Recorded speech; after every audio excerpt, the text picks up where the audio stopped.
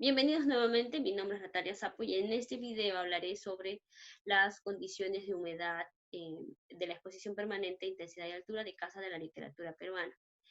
La inestabilidad de la humedad relativa es un agente de deterioro medioambiental para los bienes de la exposición permanente, intensidad y altura, por lo que es necesario un control y manejo adecuado de los parámetros de humedad relativa con la ayuda de equipos e instrumentos de monitoreo. Hablamos de las fichas de registro, gráficas, termohigrómetros, ventilación, deshumedecedores, etcétera, con el fin de mantener lo más estable posible los valores de la humedad relativa y lograr las condiciones ideales de la sala antes y durante y después de la puesta museográfica.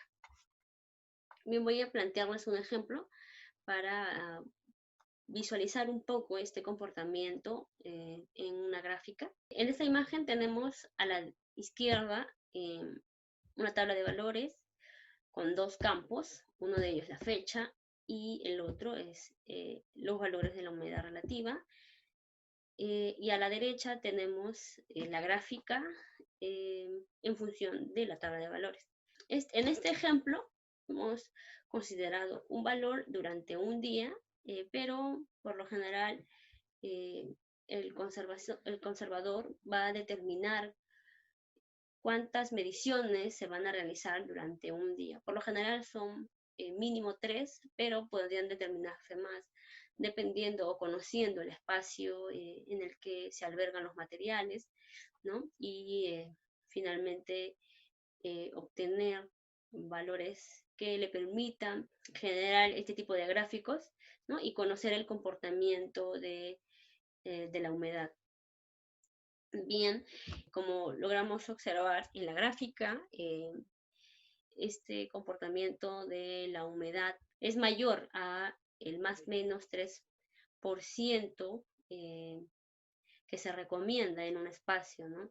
Y ahí, en este ejemplo, tendríamos que plantearnos cuáles serían las acciones a seguir o ubicar la fuente que podría estar generando esta gran variación.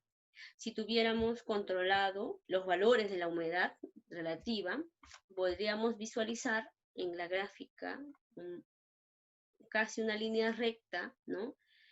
Con eh, con pequeñas variaciones, ¿no? Pero sin embargo no es lo que observamos en esta imagen, que más bien representa todo lo contrario. Bien, eso para mostrarles como ejemplo cómo podríamos nosotros rápidamente visualizar si el comportamiento de la humedad es el adecuado o no lo es. En la sala de densidad y altura se realizan monitoreos que permiten conocer cuáles son las variaciones de los valores de estos o parámetros de la humedad relativa. Porque entonces se realiza este monitoreo. En principio porque la mayoría de los bienes o materiales de archivo son orgánicos.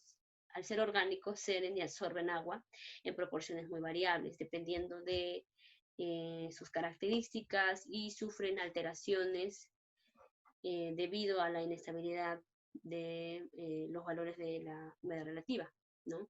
Además, permite la distribución adecuada de los bienes y la implementación de equipos para el control. De no realizarse este monitoreo, es posible que los bienes sufran deterioros o degeneren en la pérdida final del bien. Ahora, ¿cuáles serían, por ejemplo, las fuentes que podrían generar humedad relativa en la exposición de la sala intensidad y altura? Básicamente provendrían de tres fuentes, ¿no? Del exterior, de las paredes y del interior, ¿no?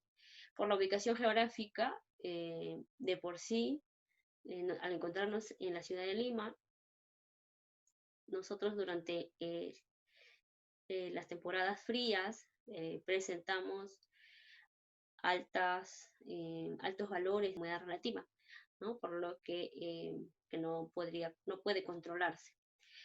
También geográficamente nos encontramos al margen del río Rima, que también es una fuente de humedad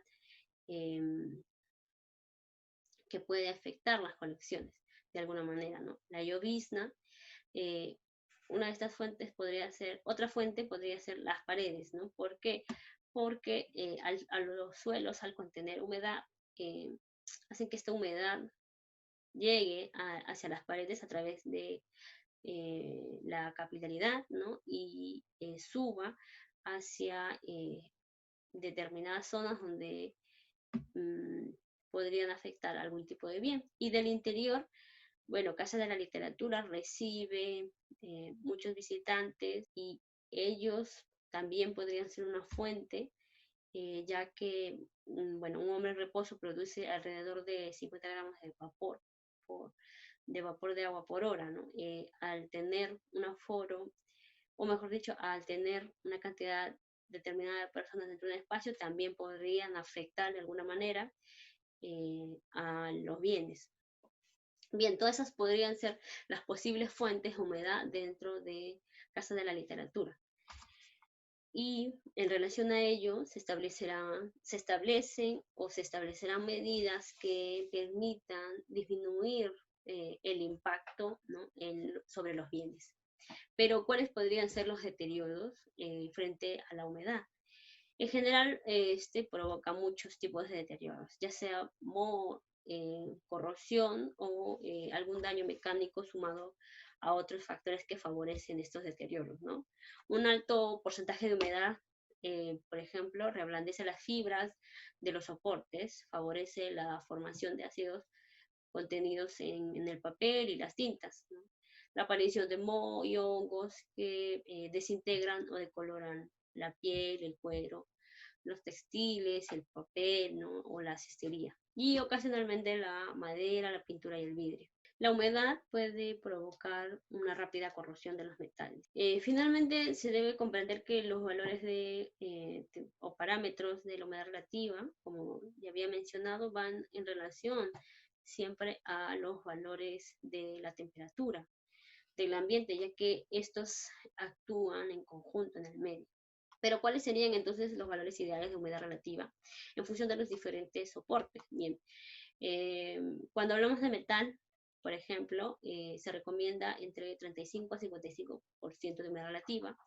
En cuanto al vidrio, de 40 a 55%, en la madera 55%, en los tejidos de 45 a 65%, en el papel de igual manera que en el tejido de 45 a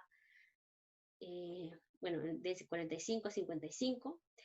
Eh, las fotografías, por ejemplo, y los materiales audiovisuales, en general, no mayor a 40% de humedad relativa. Bien, hasta aquí esta parte del video. Muchas gracias por visualizar y conocer acerca de los trabajos de conservación que realizamos de manera interdisciplinaria en Casa de la Literatura Peruana. Muchas gracias.